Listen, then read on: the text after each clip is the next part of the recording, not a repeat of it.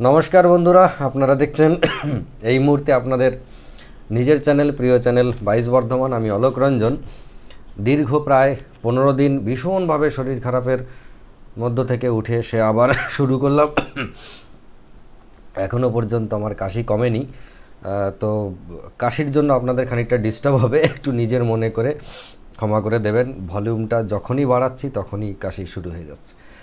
তো এই যে আপনাদেরকে রেলের যে পার্টগুলো আমি দিতে শুরু করেছিলাম, যে পার্টটা রেলের গ্রুপ ডি পরীক্ষার জন্য ভীষণভাবে গুরুত্বপূর্ণ ছিল, সেই পার্টটা একদিন অন্তর একদিন দেব বলে যে কথা দিয়েছিলাম, কিন্তু সত্যি কথা হচ্ছে সৃষ্টিকর্তার ইশারা ছাড়া গাছের পাতাও নড়ে না, আমরা তখন ছাই। তো সেই আশায় আমার সম্পূর্ণরূপে জল ঢেলে যাচ্ছিল।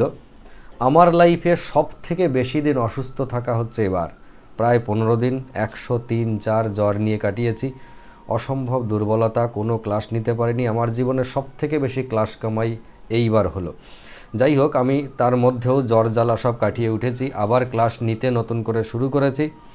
আজকে আপনাদের সেই রেলের গ্রুপ ডি পরীক্ষার যে সেটটা আমি দিচ্ছিলাম তার সঙ্গে আলাদা করে বলবো না, তার সঙ্গে আজকে আমি আরেকটা পার্ট দিচ্ছি, সেটা এই মুহূর্তে আপনারা স্ক্রিনে দেখতে পাচ্ছেন, যেটা হচ্ছে মেনসুরেশন অর্থাৎ পরিমিতি, এবং যার প্রথম পার্ট বর্গক্ষেত্র, তারও আবার প্রথম পার্ট, মানে বর্গক্ষেত্রের প্রথম পার্ট একদম বেসিক থেকে করাবো। যারা নিউ কামার, মেনসুরেশনে সবে পা রেখেছেন, 9-10-এ যা শিখেছেন, এবারে চাকরির পরীক্ষা দিতে এসে নতুন করে পা রাখলেন, এমন দর্শক যারা থাকবেন তারাই আজকের এই ভিডিও দেখবেন। কিন্তু যারা মেনসুরেশনে বেশ পণ্ডিত হয়ে আছেন, মানে পণ্ডিত মানে যথেষ্ট জানেন আর কি, তারা না দেখলেও চলবে। তবে আমার মনে হয় যেভাবে আমি বলার চেষ্টা করব সেইভাবে হয়তো কোথাও শোনেননি, হতেও পারে। যাই হোক, আমাকে যারা ভালোবাসেন, বোঝেন, তাদের আমার মনে হয় ভালো লাগবে।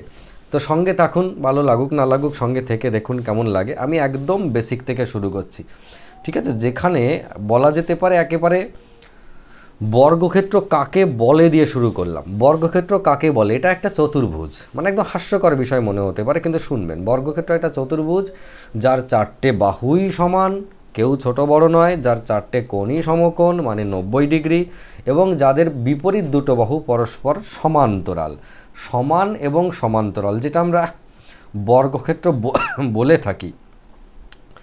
দুঃখিত, একটু নিজের মনে করে মেনে নেবেন। এই যে বর্গক্ষেত্র, 4টে বাহু দেখতে সমান, 4টে কোণই সমকোণ, এই যে সব কটা সমকোণ অর্থাৎ 90 ডিগ্রি, বিপরীত দুটো বাহু সমান এবং সমান্তরাল, এই যে এইগুলো, এই হচ্ছে বর্গক্ষেত্রের বৈশিষ্ট্য। এটা নিয়ে বিশেষ কিছু বলার নেই। এবং এদের যে দুটো কর্ণ, সেটাও অবশ্যই সমান, এই যে কর্ণর যে গল্প। এখন আমরা ফর্মুলাতে চলে আসছি, যে ফর্মুলাটা হয়তো বইতে পেয়েছেন, কিছু পাবেন কিছু পাবেন না। আমি একটু অন্যরকমভাবে বলার চেষ্টা করছি। যেমন বর্গক্ষেত্রের ক্ষেত্রফল, যেটাকে আমরা বলি ক্ষেত্রফল, যেটা হচ্ছে এরিয়া, সেই এরিয়া মানে আমরা কম বেশি সবাই জানি, সেটা হচ্ছে বাহু স্কোয়ার, তাই না? এটা হচ্ছে বাহু স্কোয়ার। অর্থাৎ যদি আমার এই বর্গক্ষেত্র 10 সেন্টিমিটার করে হয় এক একটা বাহু, তাহলে তার ক্ষেত্রফল হচ্ছে 100 বর্গ একক, যেটা সেন্টিমিটার স্কোয়ার। মোদ্দা কথা এটাই। এবার মনে করুন ক্ষেত্রফলের পরে আমি চলে যাই পরিসীমা। পরিসীমা মানে হচ্ছে যেটাকে ইংরেজিতে আমরা বলি পেরিমিটার। কেমন? পরিসীমা। এর কিন্তু অনেক নাটক আছে, অনেক নাটক মানে একাধিক রকমের সূত্র আছে। বইতে যেটা আমরা পেয়ে থাকি সেটা হচ্ছে 4 বাহু। এই পরিসীমা মানে কি? পরিসীমা মানে হচ্ছে সীমা বরাবর পরিক্রমণ করে আসো বাবা, দেখো কত দূর তুমি পরিক্রমণ করলে। মানে এই সীমাটা গেলাম 10 সেন্টিমিটার, এটা 10, 20, এটা 10, 30, এটা 10, 40, অর্থাৎ পরিসীমা বরাবর যদি যাই আমাকে 4টে বাহু অর্থাৎ 4টে সমান বাহু ঘুরে আসতে হবে, মানে 40 সেন্টিমিটার আমাকে ঘুরে আসতে হবে। এটা কিন্তু সেন্টিমিটার স্কোয়ার নয়, পরিসীমা তো চারপাশ ঘুরে আমি চলে এলাম। 4 বাহু, এইটা পরিসীমার এই যে ফর্মুলাটা 4 বাহু আপনি বইতে পাবেন।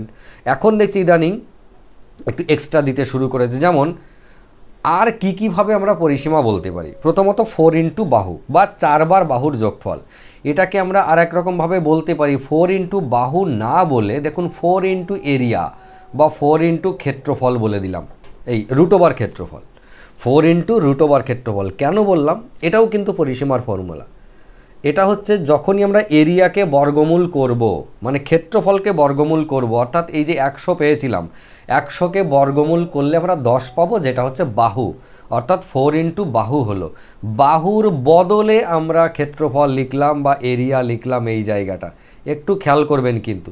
তাহলে এটা লেখার প্রয়োজন কি? এমন অঙ্ক পাবেন যেখানে পরিসীমা জানতে চাইছে, মানে এই পরিসীমা জানতে চাইছে কিন্তু বাহু দিল না, বাহু কত বললো না বর্গক্ষেত্রের, ক্ষেত্রফলটা বলে দিল। তখন আমরা কি করব, 4 ইন্টু ওই ক্ষেত্রফলের বর্গমূল করে 4-এর সাথে গুণ করে দিলাম, হয়ে গেল। এই জন্য এটা প্রয়োজন। আপনি আরও কিভাবে বলতে পারেন, 4 ইন্টু ক্ষেত্রফল না বলে আপনি একেবারে √16 ইন্টু ক্ষেত্রফল বলুন, তাহলেও তো গল্প একই, যে 4 যেটা বাইরে ছিল সেটাকে রুটের মধ্যে ভরে দিলাম। কিন্তু কি এইটা হচ্ছে ইউজলেস, এটা খুব একটা কাজে আমাদের লাগে না। কেননা ক্ষেত্রফলই যদি বলে দেবে, বর্গক্ষেত্রের পরিসীমাই যদি জানতে চাইবে, তাহলে আমরা এটা অ্যাপ্লাই করব। আমরা নাটক করে এটা অ্যাপ্লাই করতে যাব কেন? ক্ষেত্রফলের সাথে 16 গুণ করো, তারপর তার বর্গমূল করো, দরকার কি আছে? তাহলে আমরা অ্যাপ্লাই করব তখন এইটা। এর আরও ইন্টারেস্টিং বিষয় আছে, আমি আজকে অঙ্ক নিয়ে আসবো, তাহলে বুঝতে পারবেন, আরও মজাদার বিষয় আছে। তাহলে পরিসীমা কী হলো, 4 ইন্টু বাহু করলাম, একটা পেলাম, 4 ইন্টু √ওভার ক্ষেত্রফল করলাম, এটাও পেলাম। এবার চলে আসি আমরা আর একটা ভয়ানক সূত্র, যেটা বরাবরই আমরা ভয় পেতাম, সেটা হচ্ছে কর্ণ, দাতা কর্ণ। কেমন? এই কর্ণ যেটাকে আমরা ডায়াগোনাল বলি ইংরেজিতে, সেইটা। কর্ণর ফর্মুলা কি? বর্গক্ষেত্রের কর্ণ সেটা হচ্ছে √2 ইন্টু বাহু, এটা আমরা বইতে পেয়ে থাকি। এবার আবার সেই নাটক, এটাকে পাল্টে পাল্টে আমরা কত রকম ফর্মুলা লিখতে পারি।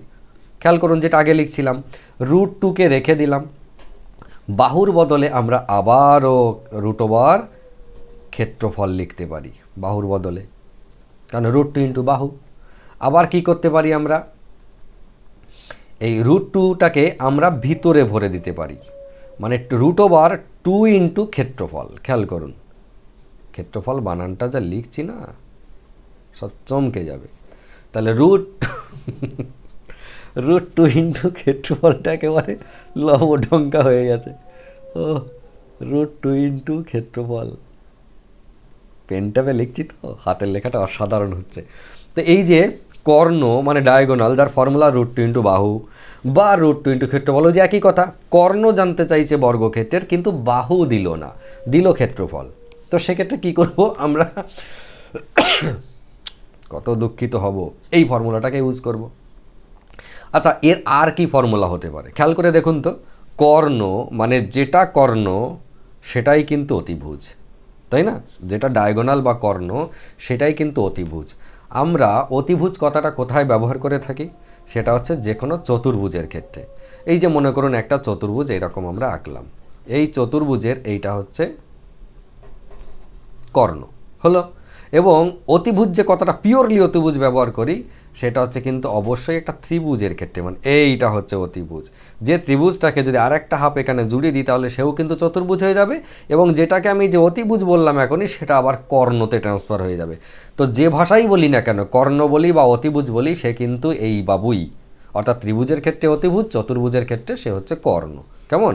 তাহলে এটা একটু মাথায় রেখে দেবেন, তাহলে আমরা সেই কর্ণের ফর্মুলা অর্থাৎ অতিভুজের ফর্মুলা এখানে অ্যাপ্লাই করতে পারি। মানে কীরকম মনে আছে? অতিভুজ স্কোয়ার সমান এদিকে দৈর্ঘ্য স্কোয়ার প্লাস হচ্ছে প্রস্থ স্কোয়ার বা লম্ব স্কোয়ার ভূমি স্কোয়ার, মনে পড়ছে? তার মানে কর্ণ সমান আমরা এটা লিখতে পারি যে লম্ব স্কোয়ার প্লাস ভূমি স্কোয়ার বা ভূমি স্কোয়ার প্লাস হচ্ছে লম্ব স্কোয়ার, কি √ওভার। অতিভুজ সমান হচ্ছে এইটা। আবার কর্ণ সমান কি লিখি, যেটা বর্গক্ষেত্রের ক্ষেত্রে বা আয়তক্ষেত্রের ক্ষেত্রে যেগুলো লিখি আমরা, বা চতুর্ভুজের ক্ষেত্রে লিখি, সেটা হচ্ছে লম্ব আর ভূমি না লিখে √ওভার দৈর্ঘ্য স্কোয়ার প্লাস প্রস্থ স্কোয়ার লিখে, মনে আছে? আশা করি মনে পড়ছে সব। এই যে তার মানে যেটা দেখলাম, আমরা বর্গক্ষেত্র করতে এসে ফর্মুলা ডায়াগোনাল সমান এটা শিখছি, এটা শিখছি, এটা শিখছি, আবার এটাও কিন্তু সেই একই ব্যাপার, একদম একই, ওই কর্ণ ওই অতিভুজ। সেটা একটু ছোট্ট করে আমরা একটু প্রমাণ করে নিই। ধরে নিন আমার এই 10 আর 10, যেটা 10 ছিল বর্গক্ষেত্রের বাহু, তাহলে আমার এই ফর্মুলা অনুযায়ী আমার কর্ণ কি হওয়ার কথা? √2 ইন্টু বাহু, তার মানে 10√2, এটা আমার কি হওয়ার কথা? কর্ণ হওয়ার কথা। এবার দেখি তো অতিভুজ সেটা হয় কি না। এবার এই গল্পতে যদি এটা আমার কর্ণ হয়, তাহলে এটা আমার ভূমি হবে, এটা আমার লম্ব হবে। তো ভূমিও 10 লম্বও 10, অর্থাৎ এইখানটায় ভূমি স্কোয়ার প্লাস হচ্ছে লম্ব স্কোয়ার দিলাম। তাহলে কি হলো? 10 10 100 প্লাস 100 মানে √ওভার 200। এই √200-কে আমরা কি লিখতে পারি, √2 ইন্টু 100 লিখতে পারি। 100টা বাইরে বেরিয়েছে 10 হয়ে গেল, √2 বাবা পড়ে রইল। তার মানে দেখুন 10√2, এদিকেও 10√2, সে একই গল্প। তার মানে মোদ্দা কথা হচ্ছে কর্ণ বার করি বা অতিভুজ বার করি, এই জিনিসটা সবসময় সমান। এটা কেন বললাম, আমি এই বর্গক্ষেত্রের পার্ট 1, পার্ট 2, পার্ট 3, পার্ট 4 এরকম করে যখন যাব, তখন এগুলোকে কিভাবে পরে কাজে লাগাতে যাব সেটা আস্তে আস্তে আমার সঙ্গে থাকলেই বুঝতে পারবেন। তাহলে এটা গেল ওভারঅল একটা গল্প। ক্ষেত্রফল কি করে বেরোবো, বাহু স্কোয়ার। তাহলে ওই যে ক্ষেত্রফল মানে বাহু স্কোয়ার, তাহলে ক্ষেত্রফল থেকে যদি বাহুতে ফিরতে চাই, অর্থাৎ 100 থেকে যদি আমি 10-এ ফিরতে চাই, এই ক্ষেত্রফলটা মনে করুন 100, তাহলে 100 থেকে যদি 10-এ ফিরতে চাই, তাহলে ক্ষেত্রফলের বর্গমূল করে দিলেই বাহু পেলাম। আবার বাহু থেকে যদি আমি পরিসীমায় যেতে চাই, তাহলে 4 ইন্টু বাহু করে দিলাম। এই যে রিলেশন, এই রিলেশন দিয়েই আমি আজকে আপনাদের পার্ট 1-এর অঙ্ক কটা করাবো। ঠিক আছে, যেমন ধরুন এইখানে একটা বর্গক্ষেত্রের পরিসীমা বলে দিল, খেয়াল করবেন, পরিসীমা বলে দিল, ক্ষেত্রফল জানতে চাইল। তো এই যে বর্গক্ষেত্রের পরিসীমা এবং ক্ষেত্রফল, এটা আমি আমার ভাষায় বলে একজন হাজব্যান্ড একজন ওয়াইফ, হাজব্যান্ড ওয়াইফের ঝগড়া হবে, মাঝখানে মেটাবে কে, ছেলে এসে মেটাবে, ছেলে বা মেয়ে। তো সেটা কীরকম মনে করুন, পরিসীমা মানে পেরিমিটার, আর এটা হচ্ছে এরিয়া মানে ক্ষেত্রফল। এই দুই বাবা জীবন, স্বামী স্ত্রী, এদেরকে মেটায় কে, এদেরকে মেটায় হচ্ছে বাহু। কেমন, এ হচ্ছে সন্তান, এ দুজনের সঙ্গে ব্যালেন্স করে। ঠিক আছে, কীরকম করে করবে, ধরে নিন পরিসীমা বলে দিয়েছে 16, তার মানে এই পরিসীমা এটা হচ্ছে 16। যদি পরিসীমা 16 হয়, জানতে চেয়েছে এরিয়া সমান কত, ক্ষেত্রফল কত, তাহলে আমরা কি করব, পরিসীমা থেকে আগে বাহুতে ট্রান্সফার হব। তাহলে পরিসীমা থেকে বাহুটা এখানে না লিখে বাহুটা নিচে লিখি, ভালো লাগবে দেখতে, ছেলে নিচে আছে। পরিসীমা থেকে আমরা বাহুতে ট্রান্সফার হব। পরিসীমা যদি 16 হয়, তাহলে বাহু কি, কারণ বাহুকে 4 গুণ করলে পরিসীমা হয়, তার মানে পরিসীমা 4 ভাগের 1 ভাগ হচ্ছে বাহু, অর্থাৎ একে 4 দিয়ে ভাগ করলে যেটা পাই, বাহু হচ্ছে 4, পেয়ে গেলাম বাহু। যেই বাহু পেয়ে গেলাম, অমনি চলে যান এরিয়াতে, বাহুর স্কোয়ার করে দিলে ক্ষেত্রফল, মানে 4 4 16 বর্গমিটার। এই যে ব্যাপারটা হয়তো অনেকের ক্ষেত্রে মনে হতে পারে, দূর পরিসীমা 16 বলেছে, ক্ষেত্রফল বার করবো, তাহলে একটা ফর্মুলা পুট করে দিলে হয়ে গেল। হ্যাঁ, আপনি দিতে পারেন, কিন্তু আমি এখন যেটা বলছি এটা যদি মাথায় রাখেন, এইখানে যদি ঢুকে যায় একবার, মনের মধ্যে যদি ঢোকে, মাথার মধ্যে যদি ঢোকে, এটা দিয়ে বহু কাজ করতে পারবেন ফিউচারে গিয়ে। তাহলে পরিসীমা 4 ভাগের 1 ভাগ করে দিলাম বাহু, বাহু যদি 4 পেয়ে যাই, ক্ষেত্রফল 16, গল্প শেষ। আবার চলে আসুন পরের অঙ্কতে, ক্ষেত্রফল বলে দিয়েছে, পরিসীমা জানতে চাইছে। আবার আমরা কি করব, মনে করুন পেরিমিটার, এটা হচ্ছে এরিয়া, ক্ষেত্রফল হলো, মাঝখানে সন্তান বাহু দিলাম। পেরিমিটার বলেনি, এটা কি বলেছে, ক্ষেত্রফল বলে দিয়েছে, তাহলে ক্ষেত্রফল বলে দিয়েছে 64। ক্ষেত্রফল থেকে বাহুতে কিভাবে আসবো, ক্ষেত্রফলকে বর্গমূল করে, অর্থাৎ বাহু সমান কত, বাহু সমান হচ্ছে 8, 64-র বর্গমূল করে দিলাম, 8 পেয়ে গেলাম বাহু। বাহু যেই পেয়ে গেলাম, তাকে 4 দিয়ে গুণ করে পরিসীমা করে দিলাম, তাই না, কারণ বাহুকে 4 দিয়ে গুণ করলে পরিসীমা হয়, মানে 4 8-এ পরিসীমা হচ্ছে 32। এই দেখুন কত সুন্দর। এখান দিয়ে বলবে এখানে যাব, এরকম করে উঠবো, পরিসীমা বলবে, ক্ষেত্রফল জানতে চাইবে, বাহুকে ভায়া করে উঠে যাব। আবার এইটা দেখালে আবার সেই কী সব মনে পড়ে যাবে, আবার ঝোঁকেগা নেই আজকাল যা হয়েছে। নেক্সট চলে আসি, একটা বর্গক্ষেত্রের ক্ষেত্রফল 625 বর্গমিটার, তাহলে তার কর্ণের দৈর্ঘ্য কত। এতক্ষণ আমরা কি করছিলাম, ক্ষেত্রফল আর হচ্ছে পরিসীমা নিয়ে নাচানাচি করছিলাম, মাঝখানে বাহুকে সন্তান হিসেবে রেখে দিয়ে। এখনও তাই করব, এখনও তাই। বর্গক্ষেত্রের ক্ষেত্রফল মানে এখানে এরিয়া দিলাম, এখানে বাবু তার কর্ণ মানে ডায়াগোনাল দিলাম। এই স্কোয়ার কেন করলাম বাবা, কর্ণ মানে তার ডায়াগোনাল দিয়ে দিলাম, আর মাঝখানে বাহু অর্থাৎ সন্তান হিসেবে আবার সে বাহুকে রাখলাম। এবার দেখুন ক্ষেত্রফল বলে দিয়েছে কত, 625। তাহলে এখান থেকে বাহুতে ট্রান্সফার হয়ে যায়, কি করে, ক্ষেত্রফলকে বর্গমূল করলে, করে দিই বর্গমূল, তাহলে বাহু হয়ে গেল কত, বাহু হয়ে গেল 25। যেই বাহু 25 পেলাম, বাহুর সঙ্গে ডায়াগোনালের কি সম্পর্ক, ওই যে ডায়াগোনাল সমান মানে কর্ণ সমান √2 ইন্টু বাহু, তাহলে ডায়াগোনাল সমান √2 ইন্টু বাহু, মানে এই যে 25, √2 ইন্টু 25, তার মানে কি 25 √2। কত সহজ, খুব একটা কঠিন মনে হয় লাগছে না। যারা জানেন তারা জানেন, আমি পণ্ডিতদের কথা আজকে বলছি না, আজকে বলছি আমার মতো যারা মূর্খ ছিলেন এক সময়, আমি যেমন ছিলাম, যেদিন আমি নতুন করে শুরু করেছি চাকরির পরীক্ষার প্রস্তুতি, সেই দিন যেমন ছিলাম, আমি ধরে নিচ্ছি আজকেও সেই জায়গায় যারা আছেন তাদের জন্য পার্ট 1, পার্ট 2, পার্ট 3, মোটামুটি 3টে পার্ট বেসিক লেভেলে থাকবে, তারপর একটু একটু একটু করে উঠতে থাকবে। ঠিক আছে, চলে আসি আজকের নেক্সট অঙ্কতে। সেটা হচ্ছে একটা বর্গক্ষেত্রের কর্ণ 4 সেন্টিমিটার হলে তার ক্ষেত্রফল কত। এবার কর্ণ বলেছে, কর্ণর সঙ্গে ক্ষেত্রফল বলছিল, কর্ণ জানতে চাইছে। আবার সেই চলে আসি, তাহলে কর্ণ মানে ডায়াগোনাল, জানতে চাইছে এরিয়া মানে ক্ষেত্রফল, ঠিক আছে, এরিয়া মানে ক্ষেত্রফল। আবার মাঝখানে নিয়ে চলে আসবো সন্তান, বাহু নিয়ে চলে এলাম। ডায়াগোনাল বলে দিয়েছে 4, জানতে চাইছে এরিয়া। যেই ডায়াগোনাল বলে দিল, ডায়াগোনালের সঙ্গে বাহুর কি সম্পর্ক? বাহুকে √2 দিয়ে গুণ করলে, মানে √2 ইন্টু বাহু সমান কর্ণ। দেখুন খেয়াল করুন, ডায়াগোনাল সমান কি করছিলাম? √2 ইন্টু বাহু, এটা করেছিলাম আমরা। তাহলে বাহু সমান আমরা কি করতে পারি? ডায়াগোনালের তলায় √2 দিয়ে ভাগ করে দিই। এই √2টা কেটে ডায়াগোনালের তলায় চলে এলো, কারণ এরা দুজন গুণ আকারে আছে। তাহলে বাহু সমান ডায়াগোনালকে √2 দিয়ে ভাগ করে দেবো। তার মানে জাস্ট ভাগ করব কি দিয়ে? ডায়াগোনালকে √2। জাস্ট এইটা মাথার মধ্যে নিয়ে নিন, মানে মন প্রাণ দিয়ে এটা, ওই যে ফর্মুলা কটা বললাম ওটা প্রথমে একটু রপ্ত করবেন। কার সঙ্গে কার সম্পর্ক, কার সঙ্গে কার সম্পর্ক, কীরকম সম্পর্ক, এইসব দেখে নিই। যেই রপ্ত হয়ে গেল ব্যাস, এবার নেমে পড়ুন অঙ্কতে। তাহলে ডায়াগোনাল 4, বাহুতে ফিরতে গেলে কি করব? ওই 4কে 4 ভাগ হচ্ছে √2, তাহলে 4 ভাগ √2, তার মানে কত? 2√2। এটা যদি কারো অসুবিধা হয়, 4কে √2 দিয়ে ভাগ করলাম, যে 2√2 কেন পড়ে রইল? তাহলে এরকম ভাবুন, 4কে আমি ভাঙছি এরকম 2 ইন্টু 2 হলো, তাকে √2 দিয়ে ভাগ। পরের লাইনে একটা 2কে আমি ভেঙে আমি √2 ইন্টু √2 করলাম, তাহলে √2 ইন্টু √2 মানে তো শুধু 2। এবার এই √2 কেটে দিলাম, দেখুন পড়ে রইল কত? 2√2। ব্যাপারটা এইরকমই, ঠিক আছে। এটা নিয়ে আশা করি অসুবিধে কারো হবে না। তাহলে 4কে √2 দিয়ে ভাগ করলে 2√2 পড়ে থাকে, ভালো কথা। তার মানে আমরা কি পেলাম? বাহু হচ্ছে 2√2, খুব ভালো কথা, বাহু পেলাম 2√2। এবার বাহুর সাথে এরিয়ার কি সম্পর্ক? বাহু স্কোয়ার মানে ক্ষেত্রফল, তাই না? বাহু স্কোয়ার মানে ক্ষেত্রফল। তাহলে √2√2, তার ক্ষেত্রফল হচ্ছে, এই তার স্কোয়ার হচ্ছে ক্ষেত্রফল। এই 2√2 মানে কত? এই স্কোয়ারটা, এইটা মানে হচ্ছে এরকম 2 ইন্টু √2 তার স্কোয়ার। এই স্কোয়ারটা মানে 2-এরও স্কোয়ার ইন্টু √2 তারও স্কোয়ার। যদি আমরা স্টেপ জাম্প না করি, একদম ক্লারিফাই করি, তাহলে এরকম দাঁড়ায়। তার মানে 2 স্কোয়ার মানে কত? 4, √2 স্কোয়ার মানে শুধু 2, তাহলে 4 ইন্টু 2 মানে 8। এই যে নাটক করলাম, 2√2 তার হোল স্কোয়ার সমান 8, এটা যারা জানে তারা একবারে করে দেয়। কিন্তু ওই যে আমি বলছি আজকে নতুনদের জন্য, ভাঙলাম আমি, স্কোয়ারটা দুজনার ভাগ করে দিলাম, 2 স্কোয়ার মানে 4, আর √2 তার স্কোয়ার মানে √2 ইন্টু √2 মানে শুধু 2, 4 ইন্টু 2 মানে 8 হয়ে গেল। তার মানে ক্ষেত্রফল হচ্ছে 8। এই যে ব্যাপারটা আজকে আপনারা দেখলেন পার্টনে, আর নাই। তো এই যে ফর্মুলা, ছোট্ট করে ফর্মুলা, এবং এই গোটা চারেক অঙ্ক, আরও আছে, গাদা অঙ্ক আছে। আমি আজকে শুধু আপনাদেরকে বোঝাতে চাইলাম যে ক্ষেত্রফল এবং পরিসীমা, ক্ষেত্রফল এবং কর্ণ, কর্ণ ক্ষেত্রফল, কর্ণ পরিসীমা, পরিসীমা কর্ণ, এদেরকে নিয়ে, মানে মোদ্দা কথা হচ্ছে বাবা জীবন ক্ষেত্রফল, বাবা জীবন পরিসীমা, হাতের লেখাটা ডাক্তারবাবুর মতো, ডক্টর অলোক রঞ্জন বিশ্বাস, আর একটা হচ্ছে কর্ণ, ডাক্তার হবে, পড়েছে কমার্স নিয়ে আবার ডাক্তার হবে।